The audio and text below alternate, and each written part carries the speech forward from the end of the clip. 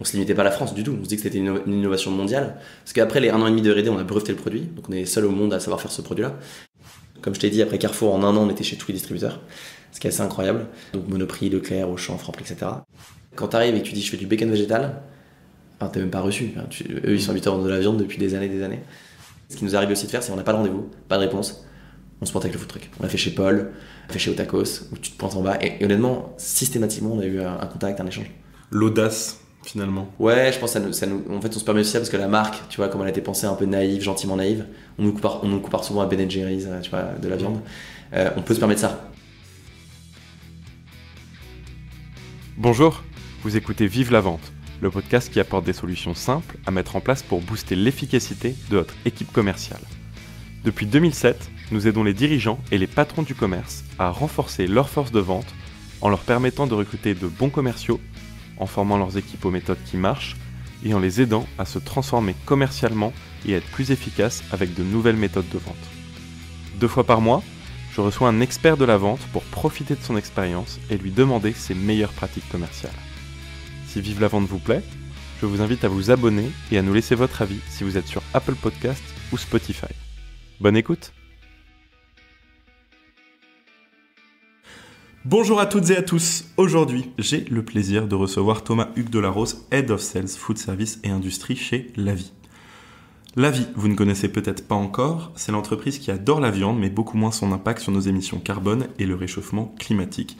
Ils ont donc inventé un gras d'origine végétale absolument précurseur et détonnant dans son domaine. À l'origine, Lavie, c'est donc d'abord du lardon végé, puis du bacon et maintenant du jambon et même des sandwichs. Une invention française, une viande végétale juteuse et un succès tonitruant dans un secteur nouveau et à la croissance inspirante pour tous. Je vous en donne quelques exemples grâce à notre invité du jour. Les produits Lavie sont présents dans 9000 points de vente et 10 pays. Ils ont séduit des clients emblématiques comme Burger King, Carrefour, Pizza Hut et même les Crous ou Accor Hotel. J'ai déjà hâte d'en reparler. Et avec tout cela, ils réalisent une croissance superbe. 2,8 millions de CA en 2022, 7,8 en 2023, vous avez bien entendu, et ils tapent sur 18 millions d'euros de CA pour l'année 2024, et d'ailleurs je crois qu'ils sont bien partis. Alors pour tâcher de comprendre toutes les recettes de vente qui doivent se cacher derrière une évolution aussi impressionnante, j'ai préparé les questions suivantes pour Thomas. Comment est-ce que vous avez véritablement commencé à vendre et construit votre machine commerciale ? Quels ont été les pivots stratégiques majeurs de Lavie, notamment le passage du B2B au B2C, et comment avez-vous géré ces transitions avec succès ? Et finalement, quels sont les défis et tes meilleures pratiques pour gérer des partenariats commerciaux importants et des comptes internationaux ? Mais d'abord, avant de courir ce beau programme, commençons par le commencement. Bonjour Thomas, je suis ravi de te recevoir sur Vive la Vente. Comment vas-tu et comment va Lavie ? Bonjour, ça va très bien, je suis très heureux d'être là, merci pour l'invitation. Je le disais, 18 millions de CA pour cette année, et c'est bien parti. Est-ce que c'est toujours bien parti ? Parce que notre préparation d'appel date d'il déjà quelques semaines. C'est bien parti. Est-ce qu'on peut revenir sur ce qu'on appelle souvent dans ce podcast le track record, premier anglicisme de l'épisode ? Comment est-ce que tu es tombé dans la vente ? Alors moi j'ai toujours baigné dans un milieu entrepreneurial, moi rapidement je suis nantais d'origine, très fier de l'être, qui est une terre assez fertile d'un point de vue entrepreneurial et notamment dans l'agroalimentaire, dans tout l'Ouest. Et j'ai toujours baigné dans un milieu entrepreneurial, que ce soit mon grand-père, mon père, mes frères, mon cousin, et d'ailleurs c'est donc mon cousin qui a monté la boîte Lavie et qui lui était un sales hors pair.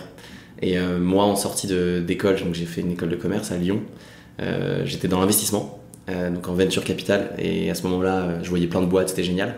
Mais j'avais un truc qui me manquait, je voulais être de l'autre côté de la table, les mains dans le cambouis. Et puis donc c'était une discussion improbable où Nicolas m'annonce que je suis parrain de son fils, et au cours de ce dîner-là en fait, je rencontre son fils. On est trop heureux, et puis moi j'étais sur un autre projet qui a rien à voir, on en parlera peut-être plus tard. Je décide finalement de les rejoindre au tout début, en me disant je vais apprendre ce que c'est que la vente avec quelqu'un qui sait très bien gérer ça, donc Nicolas. L'investissement, ça appelle à savoir bien reconnaître les bonnes opportunités. Donc, ce que tu as fait quand tu as rejoint Lavie, tu voulais mettre les mains dans le cambouis, tu mettras finalement, je crois, les mains dans la graisse. Ça s'appelait 77 Foods à l'époque. Je l'ai dit en anglais, mais 77 Foods en fait. Tu les rejoins pourquoi à l'origine en fait ?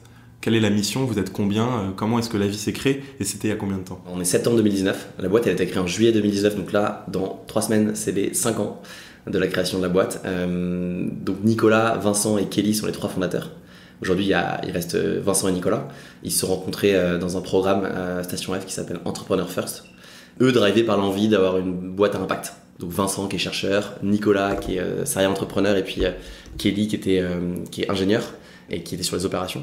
Et moi en fait j'ai toujours été, comme je te disais, baigné dans un milieu entrepreneurial, mais aussi, désolé pour l'anglicisme, mais vraiment drivé par l'impact et comment faire mieux avec tous les enjeux qu'on a. J'ai souvent eu ce truc de voir des boîtes qui, notamment quand j'étais en VC, qui créaient des besoins plus que répondre à des enjeux qu'on a. C'est ça qui m'a motivé à y aller.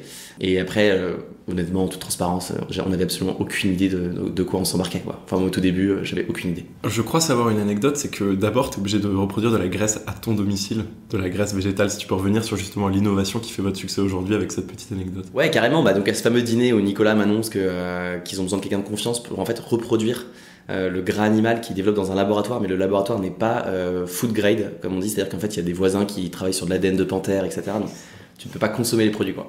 Et du coup, moi, je travaille sur notre projet et je leur dis, bah, ok, go, pendant 3 mois, je réplique votre gras dans ma cuisine et vous viendrez le goûter comme j'ai de la place. Mes 2 colocs étaient ok. Bon, on savait pas dans quoi on s'embarquait non plus parce que ça a pris des proportions un peu hard pour eux. Il y avait des boîtes de pétri avec du gras partout dans l'appart. Et voilà, en fait, pendant 3 mois, on a fait ça. Ils sont beaucoup venus à l'appart. Donc ils étaient 3 plus une personne qui aidait en R&D. Et ça sentait le bacon toute la journée. Alors même pas le bacon, parce qu'à l'époque il n'y avait pas de bacon, ça sentait le gras, honnêtement c'était dégueulasse. Que le gras végétal. Parce qu'en fait personne ne mange du gras à proprement dit. C'était une de nos erreurs, d'ailleurs on a beaucoup travaillé sur le gras avant de travailler sur le produit fini, en fait on aurait dû déjà anticiper la partie viande. Enfin c'est ce que je pense. Mais du coup voilà, on s'est retrouvé à faire, moi à répliquer le gras, donc il me donnait toutes les évolutions recettes qu'il testait en laboratoire. Ouais, teste ce grammage, ce truc, je testais dans ma cuisine. Il y a eu plein de boulettes, de retranscriptions, du coup ça marchait pas du tout. Puis à un moment ça a marché, on a commencé à avoir un gras qui tenait vraiment la route, qui venait vraiment relarguer la cuisson. Et le postulat de base sur le gras, parce que tu peux dire mais pourquoi vous êtes focus sur le gras, c'est parce que le constat de l'époque c'était que la viande c'est délicieux. Et notamment grâce au gras animal, qui est incroyable, qui a donné ce goût, cette croustillance aux produits carnés. Et à l'inverse, dans les produits végétaux, à l'époque, c'était franchement pas bon, quoi. Soja sec. Soja sec, tu vois, très farineux, très pâteux, pas gourmand. Et du coup, en fait, réussir à convertir des gens à aller vers un régime végétarien, alors qu'en fait, ça a des années-lumière en termes d'expérience organo, les psychiques, tu vois, par rapport à de la viande, c'était pas possible. Et du coup, on s'est dit, bah, on va répliquer ce qui est le plus incroyable dans l'animal, c'est-à-dire le gras. Et tout ça, on va essayer de le faire le mieux possible. Donc on est parti sur des graisses insaturées qui sont de tournesol, etc. Et voilà, ça a commencé comme ça, et puis de fil en aiguille, on a travaillé pendant 1 an et demi sur le gras. Donc après on a quitté ma coloc, je te rassure, parce que mes 2 colocs ont dit honnêtement c'est plus possible, quoi. Et donc là on était dans un espace de coworking, c'était un peu à l'arrache, on a fait un Airbnb mais à la sauvette, on disait qu'on était des particuliers. Bref, c'était on a bougé pas mal de bureaux jusqu'à se mettre rue Saint-Sébastien dans le 11e. Et à la base, toutes ces innovations, elles étaient un peu plus tournées B2B. C'est d'ailleurs pour ça que vous étiez moins concentré sur le produit fini et je pense plus l'innovation à l'origine peut-être. Avec un objectif, c'était originellement d'être un fournisseur pour des gens du secteur comme par exemple Fleury Michon. Qu'est-ce qui a changé ? Alors carrément, nous, Nicolas il avait une expérience très B2B. Moi j'ai été formé à ça, que de la vente enterprise, quoi. Et les acteurs c'était donc des Fleury Michon, des Herta, des Lost, Aost, et puis on se limitait pas à la France du tout, on se dit que c'était une innovation mondiale, parce qu'après les 1 an et demi de R&D on a breveté le produit, donc on est seul au monde à savoir faire ce produit là, et en fait on a été contacté par la terre entière des industriels, on s'attendait pas à ça, même des gens de la glace, de la viande en fait aussi, qui voulaient remplacer leurs graisses saturées qui sont absolument affreuses pour la santé par notre gras qui était bien meilleur. Et peut-être moins cher. Et moins cher, bien sûr. Parce que pour les industriels, le gras ça coûte très cher. Bien sûr, ouais, t'as raison, c'est un très bon point, moins cher et bien meilleur, en tout cas mieux disant pour la santé. Et nous on s'est dit, en fait on va faire du licensing en mode SaaS où nous on invente une techno, on est l'équipe R&D externalisée et on va vendre notre techno. On vend techno à Fleury Michon & Co. On n'a pas de force de vente à gérer, beaucoup moins de problèmes parce que c'est quand même beaucoup de contraintes voilà. Et on s'occupe de ce qu'on sait faire, c'est-à-dire la R&D, on ne produit pas non plus. Donc on n'avait pas la production ni la vente, c'était magnifique. Et en fait, ce qui s'est passé, c'est qu'on a poussé le modèle. Donc, on a fait beaucoup d'échanges avec les gens qu'on a cités et d'autres aussi à l'étranger. Alors, on n'a pas du tout échangé avec les gens de la viande ou de la glace. On a échangé vraiment avec les gens de la viande. Quand je dis de la viande, c'est ceux qui voulaient mettre notre gras dans des produits carnés. Donc, on parlait avec ceux de la viande qui voulaient faire des produits végétaux. Et il y a eu un intérêt assez incroyable de leur part. Et donc, c'est pour ça qu'on a continué pendant pas mal de temps sur le modèle B2B. Et puis, en fait, on s'est rendu compte, notamment pour pas mal de raisons, mais la principale, c'est que d'un point de vue économique, il y avait trop d'acteurs dans la chaîne de valeur et donc ça ne marchait pas. On ne pouvait pas avoir un produit qui était accessible in fine. Et ça, c'est courant 2020 ? À ce moment-là, on est en 2021. Donc tu vois, il y a eu 1 an et demi de R&D. En parallèle, on avait commencé, alors, parce qu'on a fait un truc, je pense qu'on l'a toujours fait chez nous et c'est plutôt bien. Alors, je déteste cette expression de go big, go home, ou alors, tu vois, vendre la... Ouais, exactement, tu vois, ça. Mais en vrai, c'est un peu ce qu'on avait, c'est-à-dire qu'on allait voir Fleury Michon, on n'avait absolument rien. On avait un prototype dans un laboratoire on n'avait aucune idée de si ça pouvait le faire au niveau industriel. et économique non plus. Contaminé par du guépard. Ouais, de la panthère, du zèbre. Non, mais du coup, en fait, on y allait parce qu'on voyait qu'eux, ils se posaient vachement de questions. Leurs chiffres, ils sont comme ça depuis des années, ils font que de baisser. Et ils savent très bien que le végétal a le vent en poupe et qu'à ce moment-là, c'était quand même le début en France. Mais aux États-Unis, c'était déjà énorme. Les laits végétaux aux États-Unis, à ce moment-là, c'était 12% du marché. Et Beyond Meat explose aussi à ce moment-là, on en reparle. Beyond Meat explose. Mais le cours est... Le leader mondial explose. Ouais. Et donc voilà. Et donc, nous, on s'est dit, bon, on va aller voir ces industriels en parallèle. Pour ce que je viens de te dire, c'est-à-dire plein de raisons, mais notamment l'équation économique où il y avait nous, le partenaire industriel, qui est Sodebo aujourd'hui, notre partenaire, dont on est super fiers, qui produit nos produits. T'avais Fleury Michon, Carrefour, et après t'as le conso. En fait, c'est pas possible. Il y a trop d'acteurs. Beaucoup trop d'intermédiaires pour trouver votre. Donc on a changé. On a changé. Et en fait, à ce moment-là, moi, ça a été hyper dur, honnêtement, personnellement, parce que on était tellement avancé dans les discussions avec Erta et Fleury Michon notamment, que je me souviens très bien de ce jour-là où avec Nico, ça a été acté qu'on arrêtait. Et qu'on passait en mode B2B2C, parce qu'on fait pas vraiment du B2C, on vend pas en direct, on vend à Carrefour qui vend à toi ou Burger King. Je me souviens très bien du coup de fil à Fleury Michon en leur disant en fait on vient pas, on était attendu par tout le Comex 5 jours plus tard, on vient pas, et eux ils se disaient mais qu'est-ce qu'ils font, est-ce qu'ils vont lancer chez un concurrent quoi. En fait non, on lance notre propre marque, parce qu'à ce moment-là il y a Romain Jolivet, donc notre directeur marketing, qui est arrivé dans l'aventure, et là à ce moment-là on est c'est ça, on est printemps 2021. Avril 2021. Avril 2021. Parce que j'ai bien lu tout ce que je pouvais trouver. Vous faites ce pari très audacieux. Vous orientez sur le B2B, B2C, développez votre propre marque et vous adressez beaucoup plus directement aux consommateurs.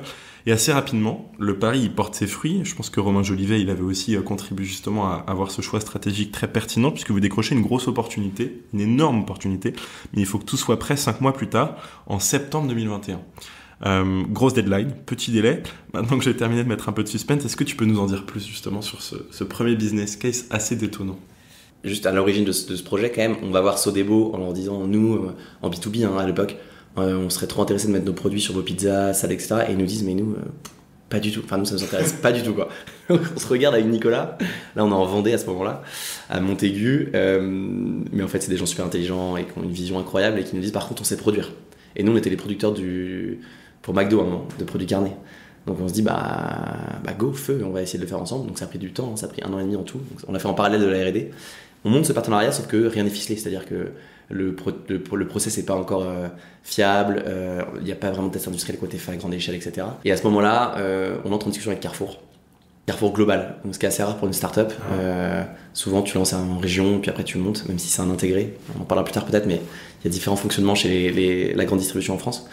Et ils ont une organisation centrale, on va dire, Carrefour, mais à l'inverse de Leclerc, mais quand bien même, ça arrive jamais. Et donc en fait, Carrefour nous dit, nous on est super intéressés, et nous on se dit, en fait on va le lancer chez Carrefour en avant-première. Par contre, on peut pas louper la fenêtre de référencement, ça sera septembre 2021. Donc, et quand on dit ça à Sodebo et aux équipes en interne, là il y a un décalage. Ah oui, il y a un décalage total. À ce moment-là, le retour c'est que c'est impossible. Concrètement, c'est impossible. Et là, on repense à ce qu'on a fait, je pense, 2 ans plus tôt, tout début en 2020. Donc là, encore une fois, les produits, on avait quasiment même pas encore de proto de bacon, que Nico rencontre le fondateur de Bagel Corner, qui est une enseigne de restaurant, dans le train, et ils disent, tu fais des bagels, moi je fais du bacon végétal, vas-y, on fait une collab. Et en fait, ça part, sauf qu'on n'a rien. Du coup, on loue à l'arrache un atelier de production à Nanterre, on va tous produire nous-mêmes dans l'atelier. C'est incroyable, c'est des souvenirs incroyables. On jette la moitié de la cam parce que le process n'est pas fiable, etc. Et puis on finit par lancer Bagel Corner. Pareil, ça avait été beaucoup de stress à l'époque, et ça n'a rien à voir en termes d'échelle par rapport à Carrefour, où là, Carrefour, en fait, c'est beaucoup plus cadré, évidemment, et on parle d'un référencement national. Le recul, ça s'est passé. L'agilité se scale. Peut-être. Non, mais je pense c'était nos forces, c'était de se dire, en fait, on met tous les mains dans le cambouis, on n'a pas la rigidité d'une grosse organisation.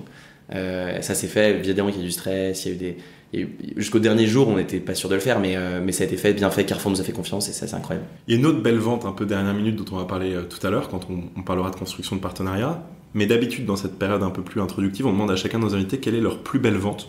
Et moi, je voulais savoir, est-ce que c'est justement celle-ci, la tienne, la vôtre, finalement, chez La Vie, puisque c'est aussi la première grosse marche de cette nouvelle Ouais, non, mais ça a été tellement structurant pour la boîte, parce qu'en fait, à partir du moment où on se disait, en fait, nous, et ce qui peut pas être paradoxal, parce qu'il y a plein de marques qui vont commencer par des petits, honnêtement, des petites épiceries, etc., pour faire connaître leur marque, etc. Nous, on se dit, en fait, non, on va aller directement chez Carrefour. au national, il faut savoir les livrer. Alors heureusement, grâce à Sodebo, on avait la capacité logistique de les livrer, sinon c'était impossible. Et puis la capacité industrielle Bien et sûr. qualité. Oui, ça marque. Je sais pas si c'est la plus belle vente qu'on a fait. Je pense que la celle d'après, moi, on m'a plus marqué parce que c'est mon scope et j'ai été très impliqué sur le sujet. Voilà, la grande distribution, c'est pas le sujet aujourd'hui que je traite chez La Vie, mais quand même, c'est ça qui a lancé la boîte, parce qu'en fait, lancé chez Carrefour, et ça s'est très bien passé. Le lancement a cartonné, une grosse communication de la part de Carrefour, de La Vie. Et puis dans l'année qui est suivie, on était chez tout le monde. Et aujourd'hui, tu es là sur notre podcast Vive la vente. Ça veut bien tout dire de vos succès commerciaux. On a donc évoqué le passé et les débuts pas si lointains de La Vie, puisque là, ce qu'on dit, c'était il y a 3 ans. On va revenir dès maintenant au développement de votre propre marque, à l'organisation commerciale que vous avez mis en place sur ces 3 dernières années, justement, depuis cette réorientation stratégique hyper importante. Mais j'ai envie de parler chiffres. J'en ai cité quelques-uns dans mon introduction, les 9000 points de vente, la croissance phénoménale. Je voulais savoir si tu en avais d'autres à nous partager qui peuvent être justement un peu emblématiques et synonymes de tous ces succès, notamment le panier moyen, la conversion, le revenu. Ouais, alors panier moyen, ça va être impossible parce qu'encore une fois, nous on fait du B2B2C, donc tu vois, c'est pas nous qui avons les stats et on aimerait tellement les avoir, notamment en restauration. J'en ai quelques-unes quand même chez Burger King notamment. Notamment géographiquement par rapport aux métropoles et plus ailleurs. Ouais, alors contrairement, alors je pense que non, vraiment le chiffre, je pense qui est peut-être le plus étonnant chez nous, c'est la proportion de gens qui sont en R&D. C'est le cœur de la boîte. Le laboratoire, il est au centre du bureau et ça a été une volonté depuis le début parce qu'il y a beaucoup de boîtes sur le secteur qui externalisent. Et nous, on a fait ce choix avec toutes les contraintes que ça implique. C'est-à-dire les bureaux, trouver un bureau où tu peux laver au Karcher, avoir tout l'appareil industriel. Enfin, c'est du semi-industriel. Et puis trouver les compétences. Donc on a pris des chercheurs un peu de partout dans le monde qui ont chacun leurs compétences spécifiques. Donc il y en a qui viennent des US, du Vietnam, d'Italie, d'Espagne, etc. Et aujourd'hui, l'équipe R&D, c'est un tiers de la boîte. Et c'est combien de personnes? 20? Ouais, alors, enfin, aujourd'hui, ils sont un peu moins d'un tiers, mais à l'époque, c'était démentiel parce que moi, quand les 2 premières années, il y avait l'ARH, Nicolas et moi. Et sinon, il y avait 10 personnes en R&D. Donc c'était 80% de la boîte. Et là, maintenant, c'est plutôt 30%. Donc là, ils sont une grosse vingtaine, ouais. D'autres chiffres? Et ouais, alors après, sur la partie vente, contrairement à ce qu'on pourrait penser, alors évidemment, l'Île-de-France est la première région aujourd'hui sur nos ventes grande distri. En fait, ça marche à carton en région. Nous, on nous a toujours dit, oui, c'est un truc de bobo parisien, etc. Je suis sûr que des auditeurs se diront ça aussi. La réalité, c'est que c'est pas le cas. Donc en France, aujourd'hui, on a des régions comme l'Ouest qui cartonnent, le PACA. On pourrait se dire c'est étonnant, mais voilà. Ouais. Le Sud-Ouest aussi. C'est des gens qui sont habitués, même l'Ouest. En Bretagne, c'est une de nos meilleures régions parce qu'en fait, les gens sont habitués à manger de la viande, mais par contre, t'as la génération qui arrive du dessous qui veut plus en manger, mais ils ont les habitudes. Mais ce qui me surprend le plus, c'est le Sud-Ouest. Ouais, le Sud-Ouest aussi, ça marche. En termes international, l'Angleterre est dans le marché. Et alors après, d'un point de vue international, contrairement aussi à ce qu'on pourrait penser, la France reste notre premier marché parce qu'on est français et qu'on a développé des partenariats plus tôt. D'un point de vue marché global, c'est l'Allemagne qui est le plus gros marché sur le végétal. Mais ils ont un gros enjeu prix. Et après, c'est l'Angleterre. Après, t'as les Pays-Bas. Et après, t'as les plus petits marchés, mais qui aussi grossissent vite, comme la Suisse. L'Italie aussi. L'Italie consomme beaucoup. Donc voilà. Et puis t'as les pays nordiques après qui sont très précurseurs. Est-ce qu'il y a un pourcentage, un taux de renouvellement dont tu as envie de nous partager un peu les statistiques aussi, non? Pas forcément de taux de renouvellement, mais pour compléter le point d'avant, tu vois, là on parlait de la grande distrie, on a lancé une collab avec Columbus Café. Columbus Café, ils ont 240 points de vente, c'est le concurrent de Starbucks en France, ils ont plus de magasins que Starbucks d'ailleurs, et c'est français, et ils sont partout en France. Donc en fait, c'était un risque aussi de se dire, en fait, on va se retrouver dans des moi je suis nantais, je suis provincial et très fier de l'être encore une fois, mais on va se retrouver dans des zones qui sont moins propices à la consommation, et en fait ça a cartonné. Et là, c'est sur les grilled cheese par exemple? Il y avait 3 sandwichs. Il y avait 3 sandwichs, étant donné notamment qui se rapprochaient pas mal du grilled cheese. Et Burger King, c'est pareil, ça marche très bien partout en France. Donc ça montre bien que le sujet, il n'est pas uniquement français. Enfin, uniquement, parisien. Le sujet n'est pas entièrement parisien. Et puis l'autre point important, je pense, c'est un chiffre à avoir en tête. La population française, aujourd'hui, il y a 2% de personnes qui mangent pas de viande. Ce qui est pas grand chose, et à la fois, c'est pas anodin, quand même, 2%. Donc végétarien et vegan, c'est pas des flexitariens. Tout le monde a sa définition de flexitarien. Flexitarien, c'est un autre pourcentage de temps. C'est beaucoup plus. Mais c'est sujet à discussion, qu'est-ce qu'on met derrière, etc. Et là, au déclaratif, la dernière étude YouGov, qui est sortie il y a quelques mois, là, c'est 20% des personnes qui sont nées après 2000 ne mangent pas de viande, déclarent ne pas manger de viande. C'est x10, quoi. Donc, c'est les consommateurs de demain, c'est ceux qui déjà achètent nos produits aujourd'hui.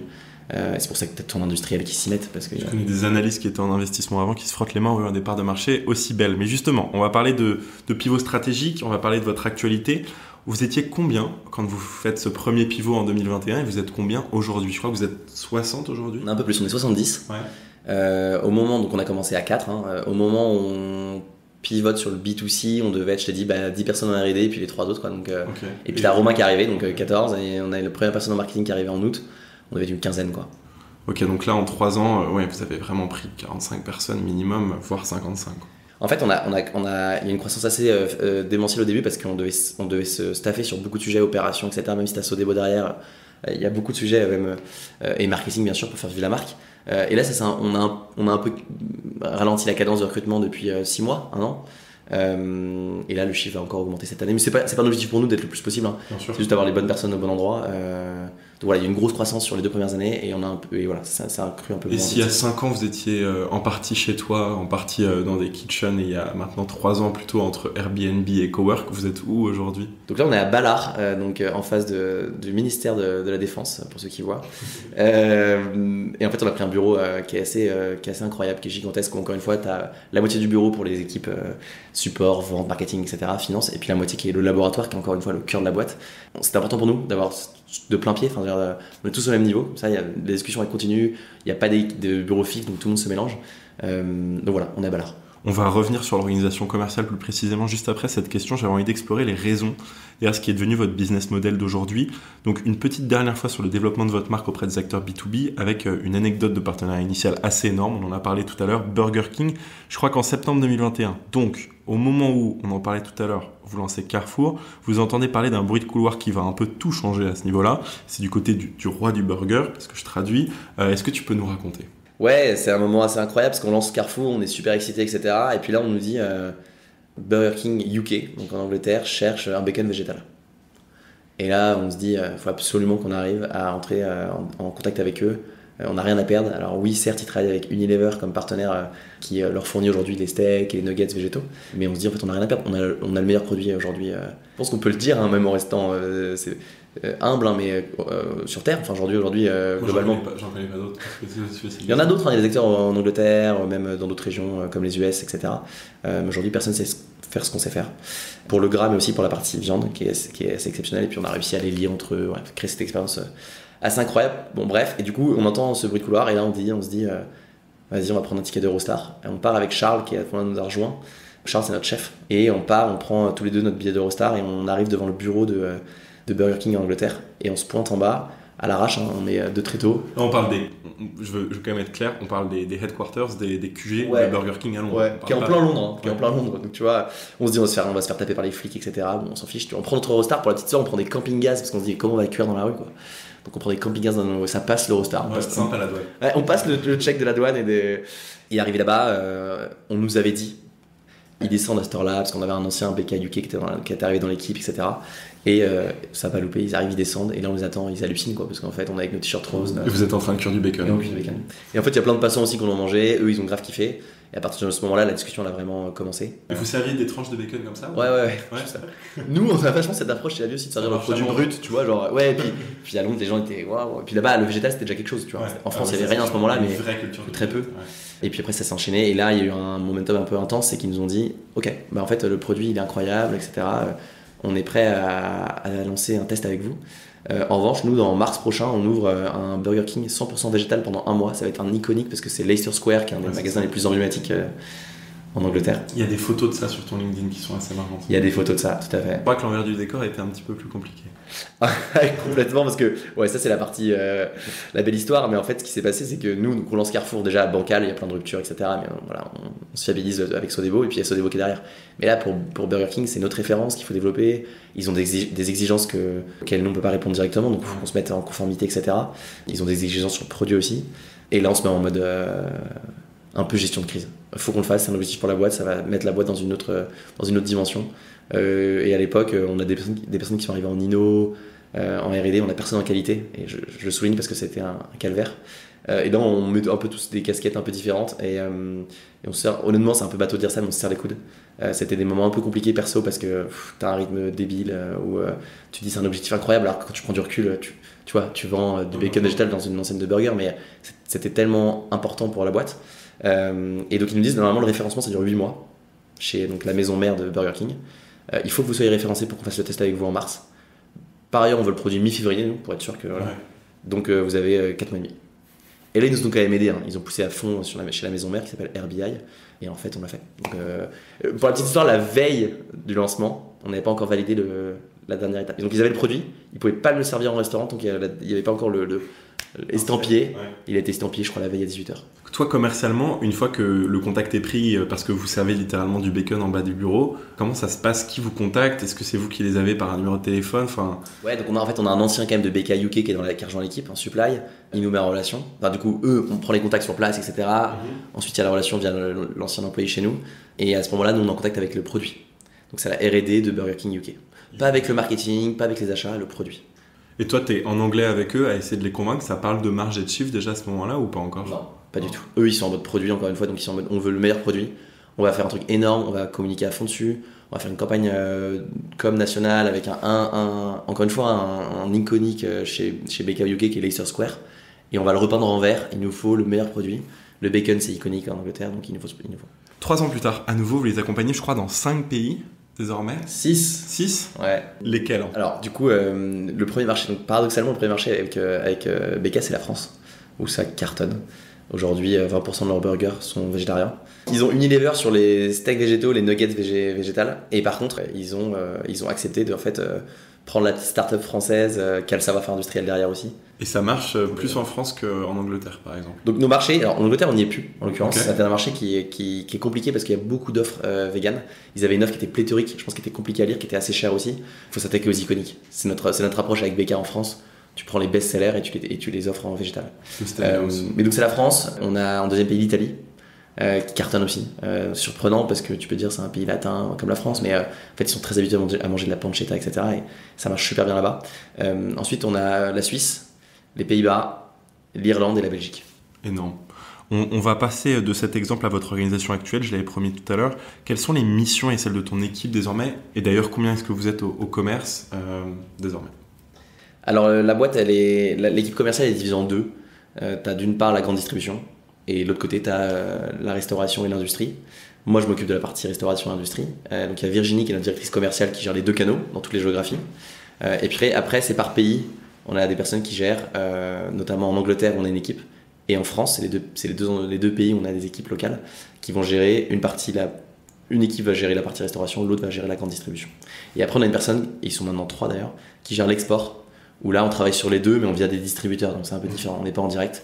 Donc nous on manage le distributeur qui après lui vend sur les deux canaux. Faire beaucoup de gestion de projet. Donc là vous êtes combien en commerce au total? En commerce on doit être 18 comme ça. Et sous ton scope à toi personnellement du coup en food service et industrie? Alors dans l'équipe food service industrie en tout et pour tout on doit être 8. C'est quoi les missions maintenant que tu as avec ton équipe? Historiquement ce qui s'est passé c'est que notre point de départ ça a été il faut démocratiser à fond nos produits. Donc il faut qu'on arrive à faire des partenariats avec des enseignes qui sont assez emblématiques ou des partenaires en grande distribution. Donc, comme je t'ai dit après Carrefour en un an on était chez tous les distributeurs.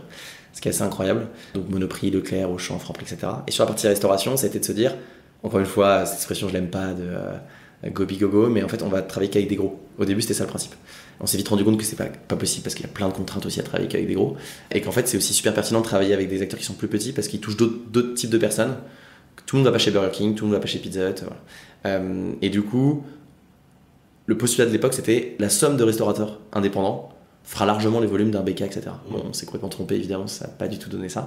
On était convaincus, hein. On va avoir des restos vegan au début, c'est eux qui vont faire des rotations, parce qu'effectivement, un resto vegan va servir beaucoup plus de plats par jour avec notre produit comparé à un resto traditionnel. Le problème, c'est l'échelle. Ouais. Un resto, voilà. Donc ça, c'était nos erreurs, mais l'enjeu, ça a été du coup d'être référencé chez les distributeurs. Parce qu'en restauration, tu ne vends pas en direct, c'est pareil. À part les gros que tu livres en direct, tu vends des distributeurs, donc des intermédiaires, équivalents d'un Carrefour, qui eux vont vendre à des restaurants. Donc le plus connu, c'est Métro. Voilà, que tout le monde connaît parce que c'est un peu un mix. On a reçu Transgourmet sur le podcast, voilà. Un autre. Bon, Transgourmet, c'est avec quelqu'un avec qui on travaille plutôt très bien. C'est un des plus gros en France, mais nous, du coup, aujourd'hui, on travaille avec tous. Enfin, tous les plus gros, donc Cisco, Pomona, Transgourmet, Foresia. Et du coup, l'enjeu, c'est d'être référencé chez ces gens-là. Et donc, en fait, quand tu arrives et que tu dis je fais du bacon végétal, enfin, t'as même pas reçu. Eux, ils sont habitués à vendre de la viande depuis des années. Donc, ce qu'on a fait, c'est qu'on allait voir les chaînes. Et on a dit aux chaînes, Pousser les distributeurs. Ouais. C'est un truc de tenaille, c'est un truc qui est assez connu dans l'agroalimentaire, et ça a vachement bien fonctionné. Donc c'est Pokawa qui nous a lancé. Chez Transgourmet, à l'époque, on a lancé une collab avec Pokawa. Même s'il y a un bacon sur du poké, je t'avoue que c'est pas la meilleure. Ouais. Voilà, c'est pas la meilleure expérience avec notre produit. Et puis après, il y a eu des gens comme Columbus Café, comme Pitaya, comme Bagel Corner que je citais tout à l'heure, comme King Marcel, comme Cogent. Voilà, ces enseignes-là, ils ont permis d'avoir et de la visibilité marque. Parce que l'objectif pour nous de la restauration, c'est créer un essai pour le consommateur. Parce qu'en fait, un client, avant qu'il aille dans un rayon de grande surface acheter un produit sous plastique, c'est pas tout de suite l'acte d'achat. En revanche, il va goûter dans une enseigne qu'il adore un produit remis en œuvre dans une recette qui est hyper gourmande, et qui se disent, mais en fait, c'est aussi bon que de la viande, voire meilleur. Et là, il va faire l'acte d'achat. Donc, l'idée, c'est de driver un maximum de gens de la restauration vers la grande distribution. C'est toujours le but. Et là, on a vraiment fait évoluer dans la stratégie commerciale. Alors, c'est pareil, c'est pas du tout pour se paraître arrogant, mais on aspire maintenant à travailler avec des acteurs qui sont nationaux ou internationaux. Donc, on fait beaucoup moins de collabs avec des acteurs qui sont plus petits. Quand je dis nationaux ou internationaux, c'est des enseignes qui ont plus de 100 points de vente. Ou alors l'industrie. C'est encore autre chose, on en parlera après. Et toi, maintenant, ton rôle, c'est de développer justement cette quête de distributeurs nationaux, notamment en passant par le fait de trouver des partenariats hors foyer, comme on en parlait, plutôt à l'international. Alors moi, du coup, je m'occupe plus des distributeurs. J'ai beaucoup fait. Maintenant, il y a Marie-Ève qui a repris l'équipe France et qui gère ça très bien, qui les connaît très bien. Elle a fait 8 ans chez Savencia, elle a bossé avec eux pendant pas mal de temps. Et on a une personne en plus dans l'équipe après qui gère vraiment au quotidien les distributeurs. Et donc moi, je m'occupe de gérer en direct les clients internationaux. Donc on en a cité 2 aujourd'hui, mais il y a des discussions qui avancent et il y a des lancements qui sont prévus pour 2025. Donc notamment Burger King et Pizza Hut. Il y a aussi Accor et des partenaires industriels.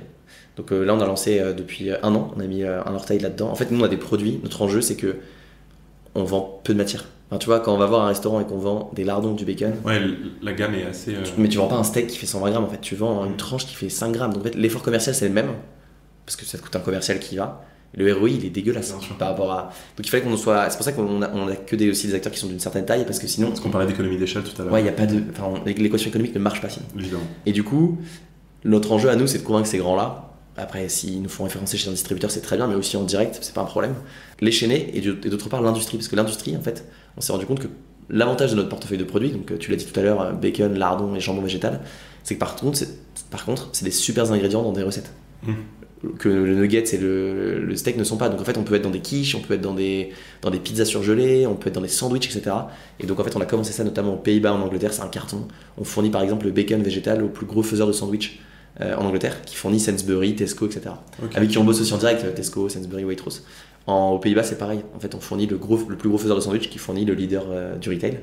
Et en France, du coup, on vient lancer nos sandwichs, donc c'est encore un peu différent, mais sous notre marque. Donc toi, tu vas être aussi en charge de les convaincre comme ça. Est-ce qu'il y a une culture commerciale distincte chez vous ? J'imagine, sans aucun doute, on parlait tout à l'heure du fait que la vie, c'est la viande, mais justement pour la vie. Oui, forcément, tu vois, notre process de recrutement, il est assez robuste, mais surtout, t'as quand même exclusivement des gens qui sont drivés par la mission, qui ont leurs compétences spécifiques, etc. Mais t'as personne chez nous qui en a rien à foutre de notre mission finale, tu vois. On vend pas des choses du quotidien qui sont plus basiques, tu vois. C'est quand même et puis c'est un marché niche, donc faut s'accrocher quand même, parce que tu vois, là on parle des succès, mais on a eu plein d'échecs, hein, où tu vas parler des enseignes qui disent mais je ne sais même pas pourquoi vous faites ça, en fait. Ouais. Donc il y a ce mindset quand même, et puis autour de nous, dès que tu dis que tu bosses dans ce milieu-là, dans ce truc-là, on dit ah bon quoi, nan. Donc tu deviens aussi, chacun, même les gens en R&D chez nous, en finance, etc., ils sont un peu aussi commerciaux, toujours amenés à en parler, c'est jamais un sujet qui laisse vraiment... Tous un peu ambassadeurs de la proposition de valeur, mais ouais. Tu en parlais tout à l'heure, parce que justement des gens vont peut-être croire que c'est un truc de bobo et que ça vient que de Paris, alors qu'en fait, tu le prouvais avec les régions tout à l'heure, pas du tout. Donc en fait, vous êtes chacun un petit peu les représentants de... Ouais. Après, je te cache pas qu'on a notre culture commerciale, par exemple chez La Vie, elle est assez...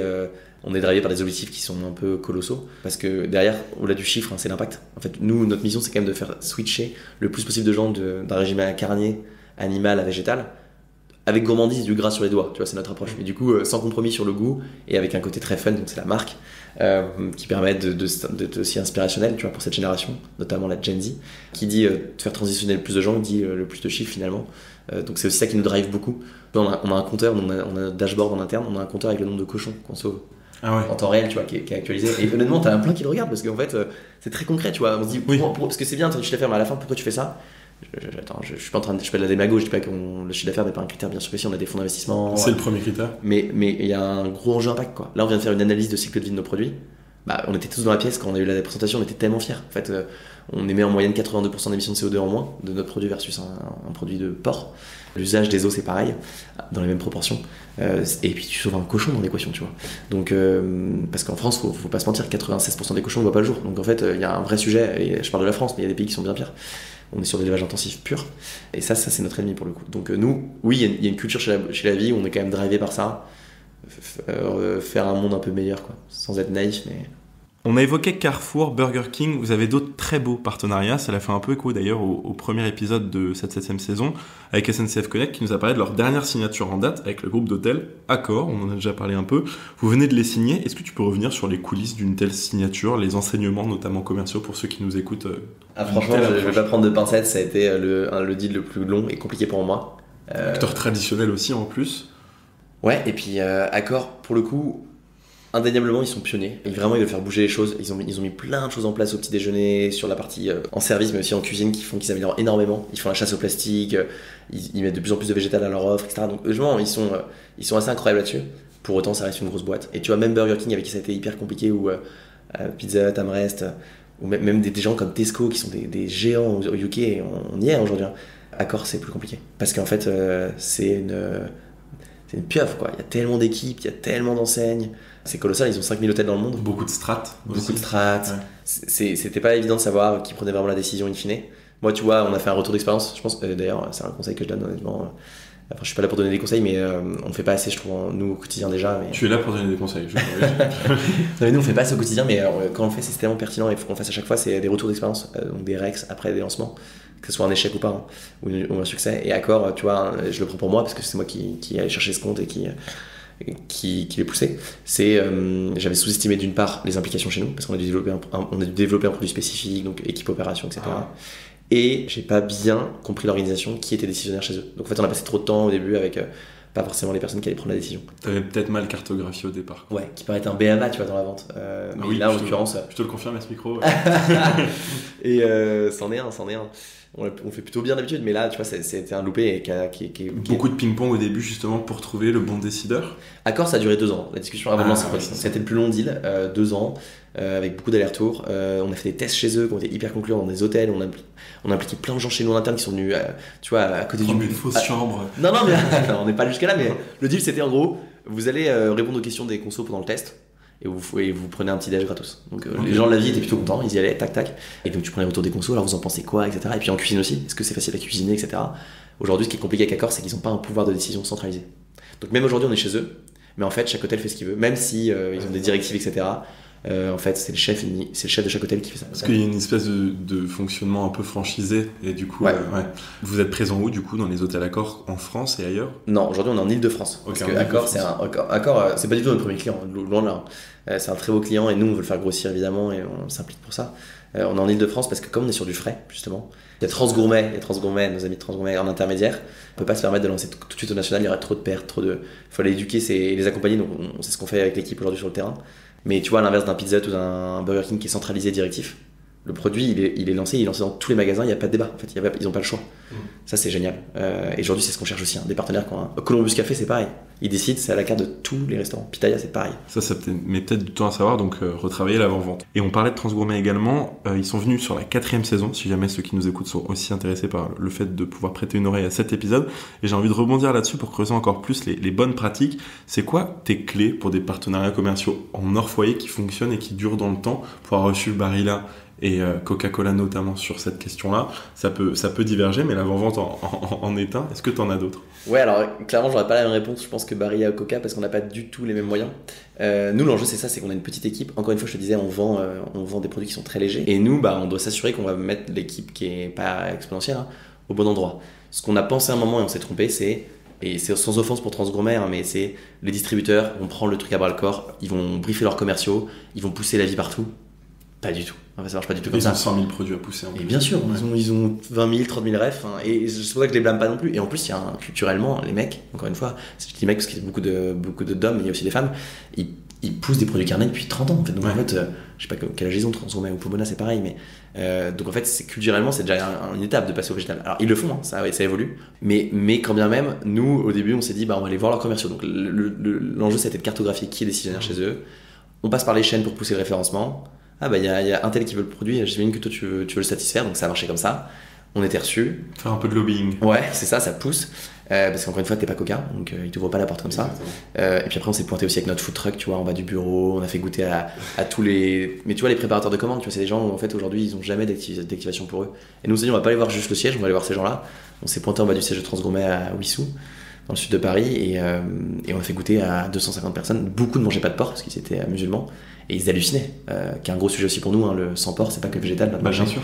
C'est une des raisons du succès chez Burger King, voilà, parenthèse fermée. Et du coup, c'est ce qu'on a fait. Et on a fait ça, et on s'est rendu compte quand même que le retour sur investissement, il était pas là. En fait, on gâchait trop d'énergie à essayer d'activer leurs commerciaux qui, en final, encore une fois, ont 50 000 références, etc.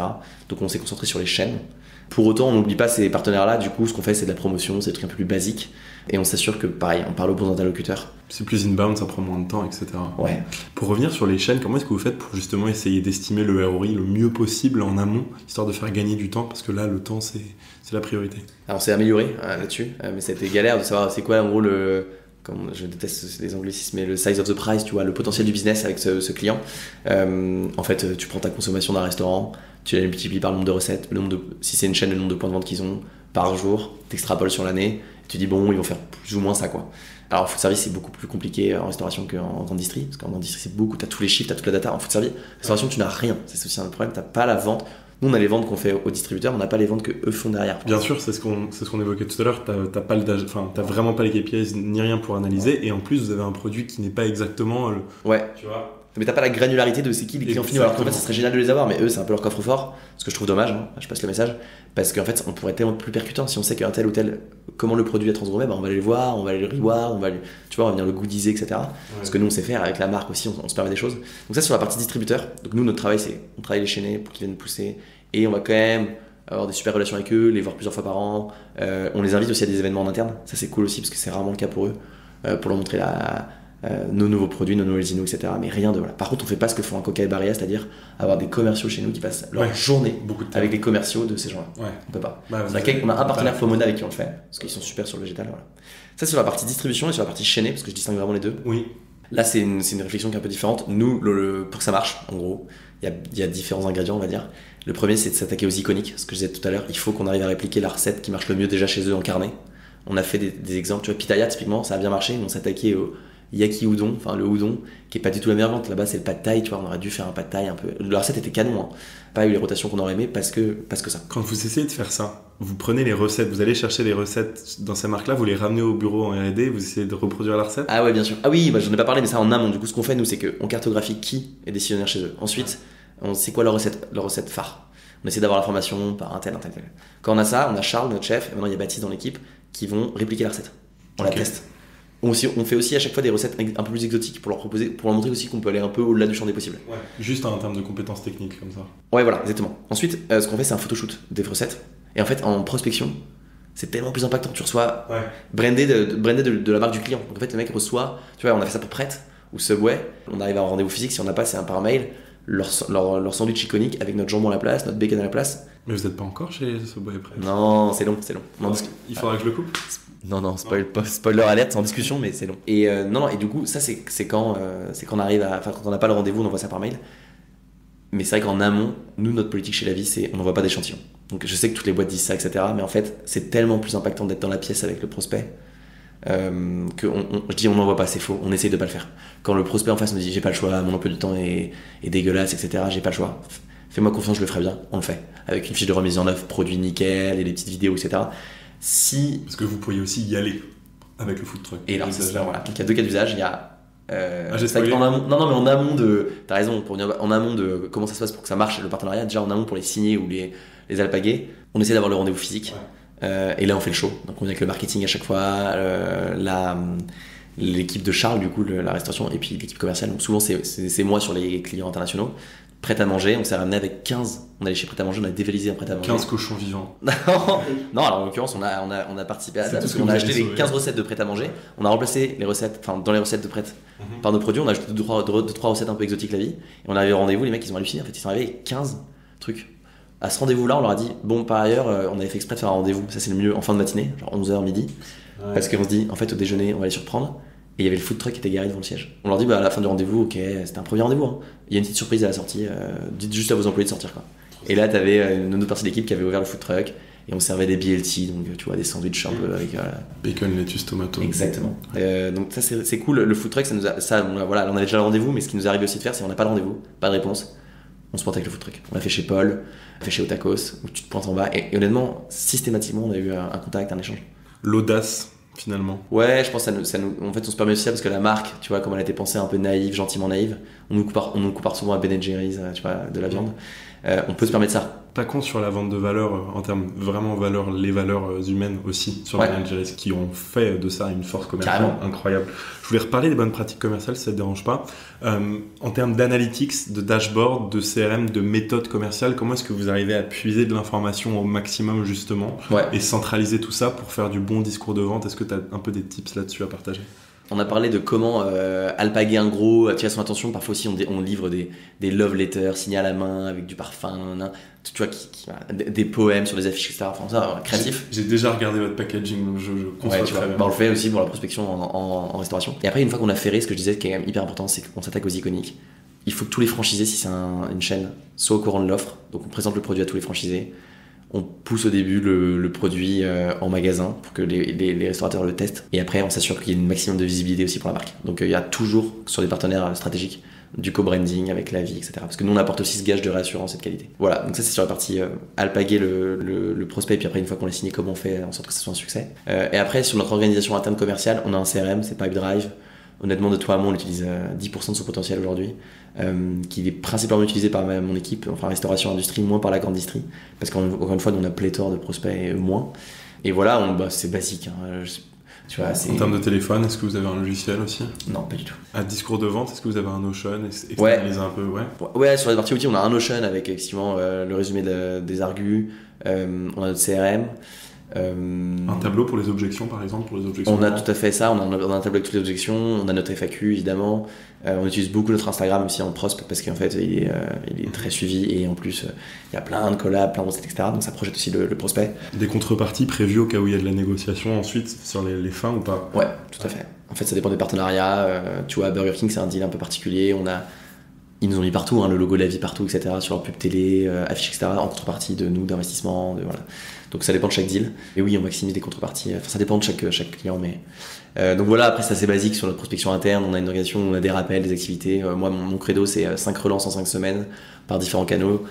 Si t'as pas de retour, je pousse à 6 mois la prochaine relance. Et voilà. Au début, ce qu'on a mal fait et qu'on fait mieux aujourd'hui, c'est on s'accroche, tu sais.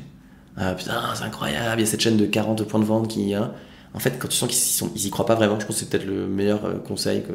Si tu sens qu'il n'y a pas un vrai intérêt en face de toi, même s'il faut parfois les convaincre, honnêtement, c'est pas fou ce que je veux dire, autant dropper, faut même pas essayer.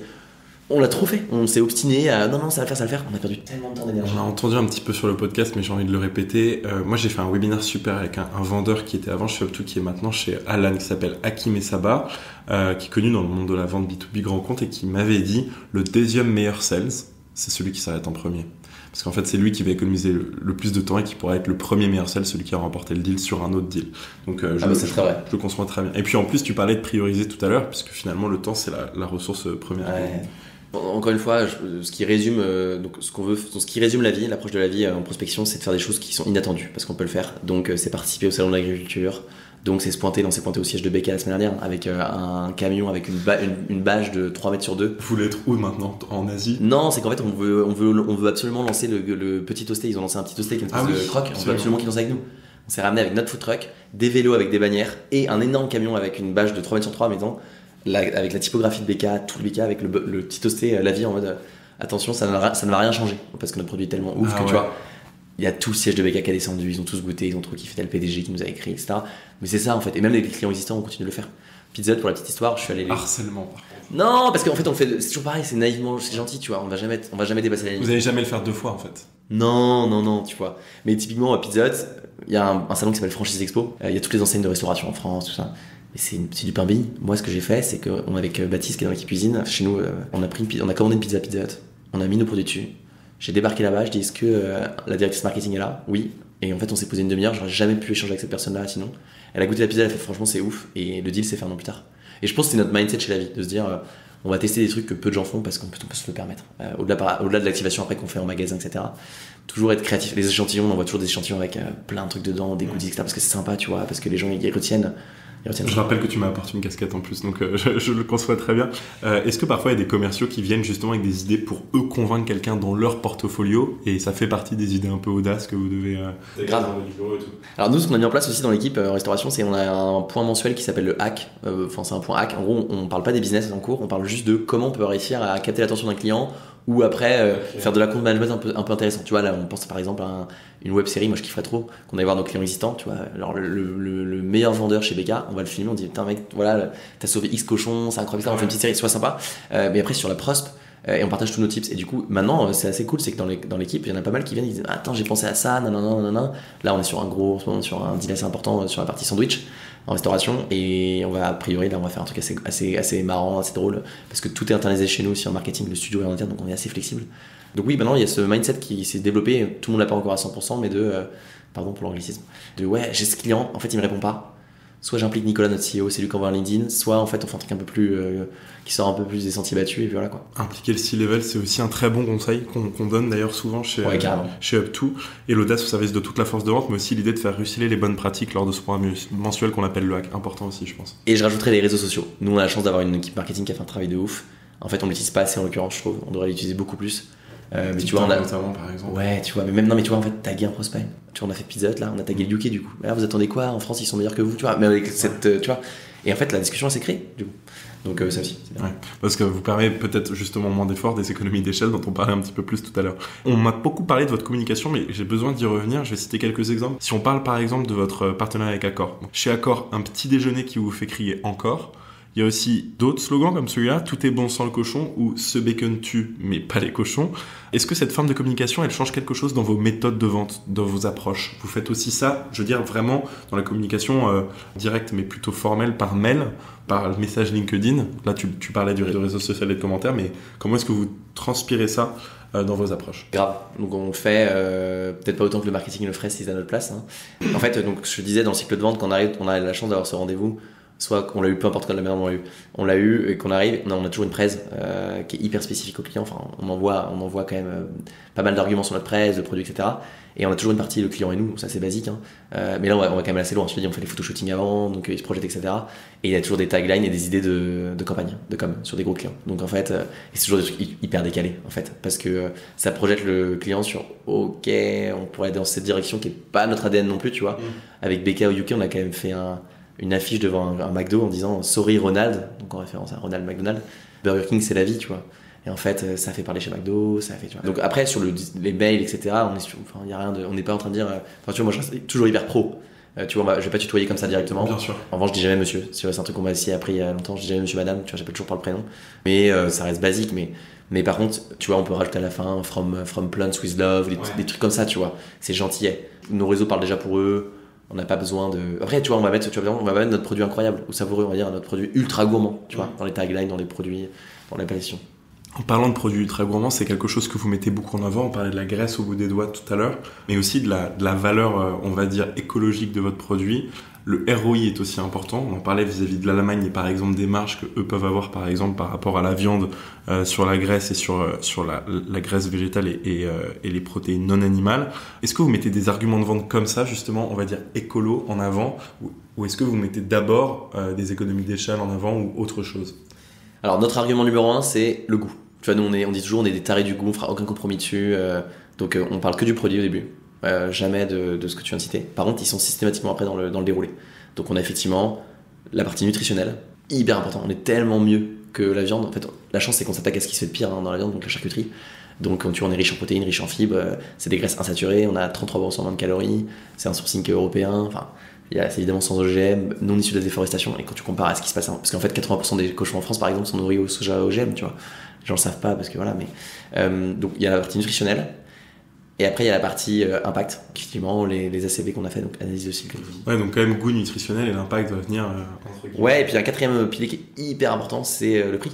Tu vois, nous on a travaillé aussi avec, dès le début, on a voulu travailler avec Sodebo. On s'est pas dit on va faire notre atelier à nous. Enfin, on y a réfléchi en toute transparence, mais parce qu'on veut avoir les normes qualité industrielles et la capacité de production. On dit souvent, nous, on a un team, on travaille avec la grande sœur ou le grand frère qui est derrière, qui nous back, qui a toutes les certifications. Et ça nous permet aussi d'aller chercher des économies d'échelle assez rapidement. Donc en fait, par rapport à beaucoup de marques dans le végétal, on est beaucoup moins cher. On se rapproche vraiment du carnet. Donc le prix est un sujet, puis après on finit par la marque. Où là, on montre qu'on n'est pas simplement en fait, on ne dit jamais qu'on est un fournisseur de produits, nous. On dit qu'on est une marque. Tu gères désormais les comptes internationaux, t'en parlais tout à l'heure. C'est quoi la différence avec le fait de traiter avec des grands comptes français? Par exemple, Accor, j'imagine, était un peu plus français dans la manière dont tu l'as traité. Quand tu parles avec des Burger King UK, par exemple, quand tu peux peut-être maintenant parler avec des gens plutôt internationaux, voire complètement en anglais, c'est quoi l'assertivité commerciale qui change? Je vais pas te mentir, évidemment que je suis pas aussi à l'aise en anglais qu'en français, tu vois, mais la langue principale chez la vie, c'est l'anglais, donc on parle qu'en anglais en interne, enfin, quand on est qu'entre français, évidemment, ça va. Et par rapport au discours de vente, est-ce qu'on mais est du coup, plus direct? Comment ça... Non, alors tu t'adaptes un peu, l'Angleterre c'est spécifique, c'est aussi pour ça qu'on a une équipe là-bas, ils ont eu un humour spécifique, une relation spécifique au business, mais globalement, Burger King par exemple, bah, moi je passe du temps du coup au siège mondial, enfin européen du coup, qui est en Suisse, on va avoir les pays un par un, on va avoir en Italie la semaine prochaine. C'est ça l'implication, hein, c'est passer du temps avec ces gens-là, tout soit en anglais. La différence, c'est qu'on n'a pas la même puissance de marque, forcément, à l'étranger. C'est même pas une envie de notre part, donc on n'a pas ce truc-là, on n'a pas cet argument en plus. On est vraiment centré sur le produit plus que sur la marque là-bas. Mais ça change pas grand-chose dans la logique, tu vois. Vous traduisez directement le speech de vente si besoin, ou même les présentations que vous avez. Ah non, mais tout est en anglais, c'est plutôt l'inverse. On traduit en français quand il faut, et on en a pas assez. Enfin, souvent, il nous manque les trucs en français, tu vois. On passe au temps 3, les recos, c'est un peu les dernières minutes de ce podcast. Comment est-ce que tu définirais l'importance de la technologie chez vous? Quels sont les outils indispensables pour les commerciaux chez La Vie? On parlait du téléphone pro ou perso tout à l'heure, du CRM Pipedrive. Est-ce que vous avez Mojo? Est-ce que vous avez d'autres outils? Faut savoir que dans l'agro, quand même, main dans le cambouis, beaucoup passe par le physique. En fait, la majorité de nos échanges, comme je t'ai dit, nous on veut pousser la dégustation physique, c'est en direct dans une pièce et tu peux pas recorder ton call, etc. On a essayé Mojo, on l'a arrêté parce que moi je voulais pousser, donc j'ai poussé Mojo et en fait on voyait bien que les commerciaux décrochaient parce qu'en fait on a tellement de rendez-vous physiques où tu vas prendre tes notes après, donc il y a de la déperdition d'informations certes, mais on a notre CRM où c'est quand même rentré dedans juste après. Vous n'alliez pas enregistrer sans me dire vos rendez-vous physiques? Non, et puis alors, nous encore dans restauration, bon c'est un monde, parfois t'es en cuisine, hein, parfois le rendez-vous, je suis allé chez KFC, t'es dans une cuisine, donc en fait par contre, et en grande distribution c'est impossible, juste ça n'existe pas, après peut-être que ça changera, mais de pouvoir enregistrer un call. Bien sûr. Donc non, c'est assez basique, nous on a du Airtable pour tous les process d'envoi d'échantillons, etc. Si on fait des questionnaires à des clients, toute etc. la supply chain. Ouais, non, la supply chain, on a Odoo, Okay. qui est un outil qui nous permet de faire la partie supply. Alors par contre, on a un truc qui est assez incroyable, c'est Looker, L2OKER si je ne me trompe pas, c'est notre dashboard de tous nos métriques vente. Et c'est là où il y a le fameux décompte des cochons qu'on sauve, où en fait on peut choisir par produit toutes les stats qu'on peut avoir par canal, par sales rep. On sait exactement quel client doit faire quoi chaque mois et l'écart. Et aujourd'hui, on a un Excel, un sheet intermédiaire qui est géré par quelqu'un de la supply. Ah ouais. Ouais. Mais ça pour moi, c'est pas durable. Donc, Pipedrive va se brancher au CRM. Duplicata de management assez fragile. Moi, je suis très anti Excel, etc. sur la partie prosp, etc. Donc, c'est pour ça que j'ai mis en place le CRM parce que pour moi, c'était. C'est pour ça que tu cuisines plus dans ton appartement. Non, mais c'est bien aussi parfois de pas trop compliquer la tâche, avoir 10 000 outils. Mais moi, si tu dois transcrire sur 3 outils différents, parfois les mêmes choses, c'est un peu trop chiant. Non, ça c'est pas possible. Par contre, on a donc Notion pour tous nos weekly sales, donc tous nos points hebdomadaires, les gens mettent leur update sur Notion. Voilà, le Airtable pour les échantillons, Looker pour la partie data, Pipedrive pour le CRM. J'allais te poser la question, mais je me rends compte qu'elle est déjà en plus dans ma trame de préparation, ça tombe encore mieux. Est-ce que vous utilisez l'intelligence artificielle, et notamment l'intelligence artificielle générative, comme par exemple ChatGPT? La question à la mode. On le fait, et c'est assez incroyable pour la génération d'emails, hyper personnalisé, et pour la génération d'images. Tu vois, parfois je te disais, on fait le photo shooting adapté, parfois l'équipe est pas là, le truc est pas là. En fait, tu sors ton brief, tu mets des photos que tu as déjà faites. Bien sûr. Ça te sort littéralement la collab que tu peux imaginer, le packaging du client. Tu vois, sur l'industrie par exemple, on a déjà allé démarcher des prospects. Il y avait leur pack à eux, mais en qualité exceptionnelle, avec le Lavi Inside, le logo, le parfait, le produit qui ressemblait au produit. Donc, ouais, ça on l'utilise pour ça. Le là, studio, vous utilisez Midjourney ou Dali, ouais, je vois très bien. Est-ce qu'il y a d'autres choses que tu as automatisées ces 2-3 dernières années qui vous fait gagner du temps? Bah, tu vois, l'envoi d'échantillons au début, donc moi au début qui est appelé Chronofresh, bref, voir le truc. Maintenant, c'est hyper automatisé. Je te dis, on a demandé Airtable, quelqu'un qui le fait. Moi, j'aimerais qu'on aille beaucoup plus loin. J'aimerais que dans l'activité sur Pipedrive, quand elle arrive en telle étape du cycle de vente, ça envoie directement la demande pour avoir les coordonnées de la personne pour envoyer les échantillons. Si on envoie des échantillons, ou alors ce qu'on essaie de pas faire, ou alors le rendez-vous physique, j'aimerais qu'on puisse automatiser bien plus la partie, tu vois, prosp. Encore une fois, nous c'est du ultra enterprise, donc c'est ultra qualifié, adapté à chaque client. Mais j'aimerais bien que tu vois le client qui se connecte sur notre site, bah en fait il a les couleurs de notre site qui sont les couleurs de son enseigne. Avec le bacon, ça je pense qu'on pourrait le faire. Donc on a automatisé pas mal de trucs en interne sur la partie supply énormément, mais ça c'est moi mon domaine. Bien sûr. Maintenant tout est connecté, avant c'était à la main, on traitait chaque facture à la main, maintenant tout est connecté. Ça sert à rien de très novateur, ça prend du temps. Mais sur la partie prosp on peut tellement s'améliorer. Les échantillons, ça me fait penser pour les auditeurs qui nous écoutent que par exemple chez Up2, qui a quand même justement une proposition de valeur et un produit complètement différent du vôtre, nous l'équivalent un peu de l'échantillon, c'est un livre qui s'appelle Ce que commerciaux ne font pas et qui vous coûte des millions et qu'on va justement envoyer à nos prospects. J'essaie de t'en donner un exemplaire juste après ce podcast. C'est nos dernières questions, c'est les références un petit peu plus culturelles, les side projects, etc. Est-ce que toi, il y a quelque chose que tu pourrais recommander comme une référence culturelle, un livre ou même une œuvre audiovisuelle, des choses auxquelles tu t'adonnes sur ton temps libre? Alors en livre, moi il y en a un qui m'a beaucoup marqué, c'est Getting to Yes. T'aide à comprendre comment on dissocie l'intérêt de la personne, donc toi en face de moi, de l'organisation qu'elle représente. Et que tu arrives à faire grossir le gâteau concrètement dans une... Voir l'intérêt propre de l'interlocuteur. Ouais, t'as plein d'exemples même de l'échelle gouvernementale, de discussions entre des États, etc., qui ont complètement foiré, parce qu'en fait ils sont pas posés sur c'est quoi ton intérêt à toi, mon intérêt à toi. En fait ça peut marcher, ça peut marcher, honnêtement, on peut faire fonctionner le truc. Ouais, Getting to Yes, franchement c'est une bible. Après, sur la partie side project, on l'a évoqué tout à l'heure avant le podcast, oui, c'est l'occasion d'en parler. Moi, à côté, j'ai eu la chance, grâce à Vincent et Nico, donc les deux fondateurs, et puis aussi notre RH Apolline et ma boss Virginie, de pouvoir faire un projet en parallèle qui n'a rien à voir. C'est un film documentaire. Tu dédies combien de temps? Parce que tu dis c'est grâce. Alors j'ai eu un rythme assez intense. Désolé Nico, parce que mais ça a pris du temps. Au début, c'était une semaine tous les 5 semaines. Donc c'est 5 semaines de boulot, une semaine sur le film. Après, j'ai arrêté ça. Ça a duré 1 an.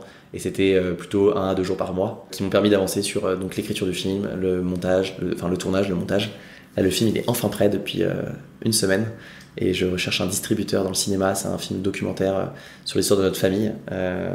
Voilà. Il devait être prêt pour septembre 2024, si je me trompe pas. Donc là, t'as un petit peu d'avance. Un peu d'avance sur la partie technique du film. Après, j'ai pas encore de distributeur. Il se trouve qu'il y a eu un post LinkedIn la semaine dernière qui a super bien marché.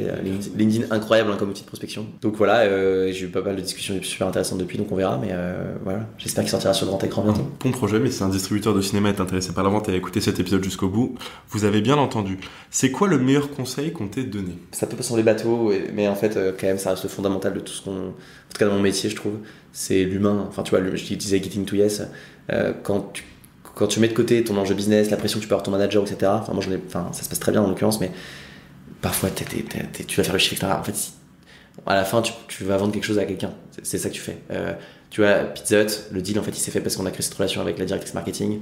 Et j'ai vachement aussi œuvré pour que la relation elle soit top au niveau humain. Donc, tous les efforts qu'on puisse faire, le produit peut être bon, etc. Mais même un produit moins bon, tu peux réussir à le vendre si tu arrives à vraiment avoir l'humain. Donc c'est un peu bateau, je pense que beaucoup de gens l'ont dit avant moi, mais ça reste ça.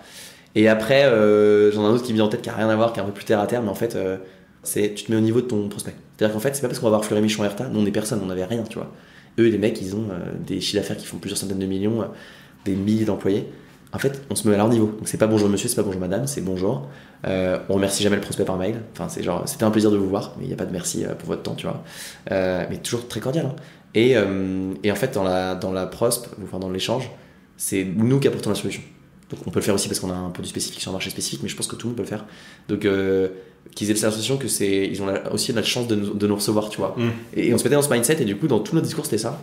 Alors que c'est pas toujours facile à faire, mais si je le recommande pour des gens qui commencent dans la vente, c'est de se dire en fait, moi j'ai un produit dont je suis super fier, j'ai pas c'est le value selling ou la vente de valeur. Et ça revient aussi pouvoir prouver son ROI. C'est un peu le nouvel enjeu aujourd'hui, c'est justement dans dans des secteurs où l'inflation tape un peu, réussir à prouver l'argent qu'on peut rapporter à son prospect, en plus de cette valeur dont tu parles. Et pour revenir à ma dernière question, qu'est-ce que tu dirais aujourd'hui au commercial que tu étais quand tu as commencé dans la vente? Pas à demander à meilleur que toi. Enfin, tu vois, t'es pas le meilleur, clairement, tu seras jamais. Donc, moi aussi, c'est pareil. Pour moi, personne n'est irremplaçable. Donc, demande de l'aide, en fait. Ose. C'est pas grave, y a pas de questions con. À ton CEO, à ta directrice commerciale. Franchement, y a pas de mauvaises questions. Ce serait ça que je me serais dit.